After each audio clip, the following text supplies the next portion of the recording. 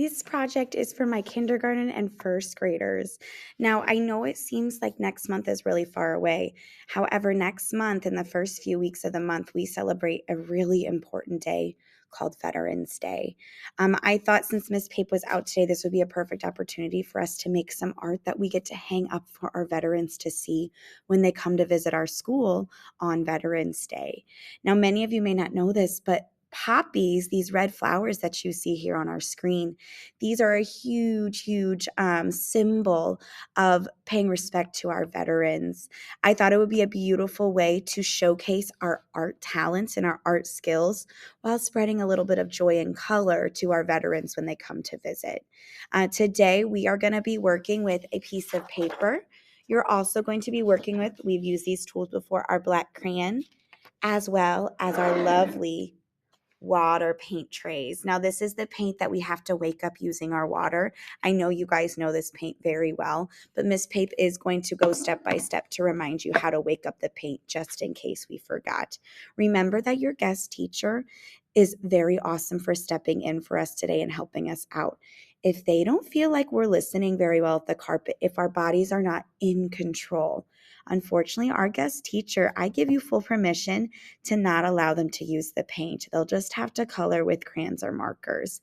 I don't know about you guys, but I would much rather be able to use our fabulous paint trays.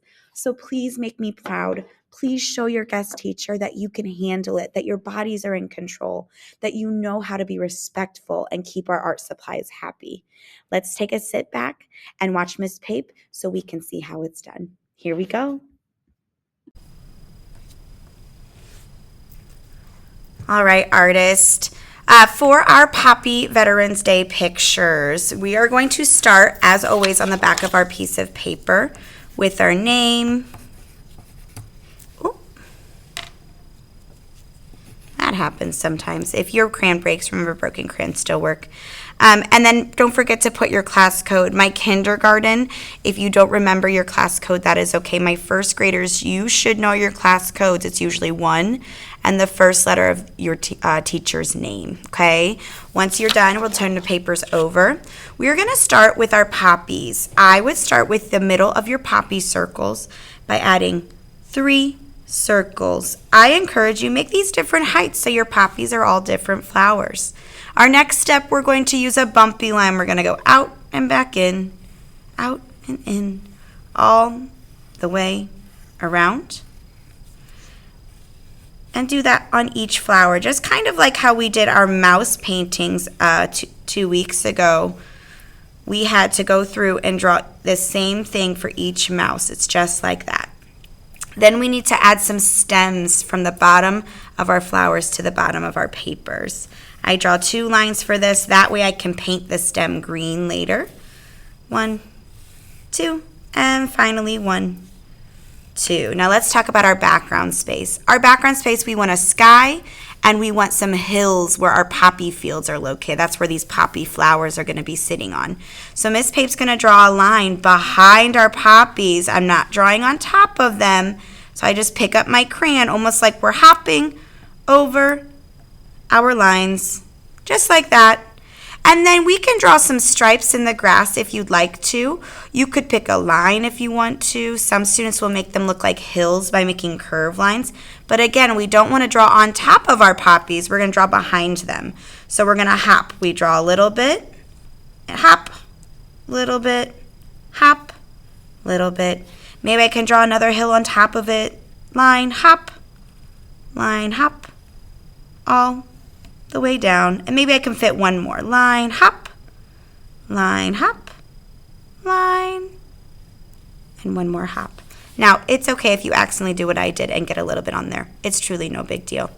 Up top, use any kind of line you like. I personally like my wavy line, so I'm going to use wavy lines at the top of my picture. Don't forget, when you get to your poppies, you might have to hop over them. It's almost like we imagine where that line would end up and we draw that behind it, okay? If you accidentally draw on top, again, it's really okay. Just keep going. Turn your mistake into a masterpiece because it's going to look beautiful for our veterans to see either way. When you're done, make sure to return your black crayon into the bucket. When you're ready to paint, don't forget your steps. You must get an apron. a paper towel, your paintbrushes, water cup, and paint trays. My guest teacher, I would invite you to select one student from each table to come and help you pass out the supplies. I did leave a little bit of a list of some really strong helpers of students that I know would do a good job for you as well, but feel free to select students that are going above and beyond too for this. If you'd rather pass out the supplies yourself, of course, that's all right as well. Your first step, you guys, we have to wake up our paint. So let's say I'm choosing to start with my grass. I would need to wake up with water, paint, we count to 3. 1, 2, 3.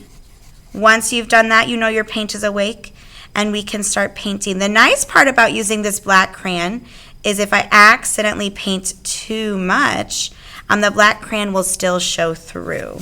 It will still show through. I'm going to paint my stems. Also, if you want to try and add more colors to mix on your paper, let's say maybe I want to kind of experiment a little bit and add a little bit of yellow to my green. We learned how to mix colors last week. We learned what they create.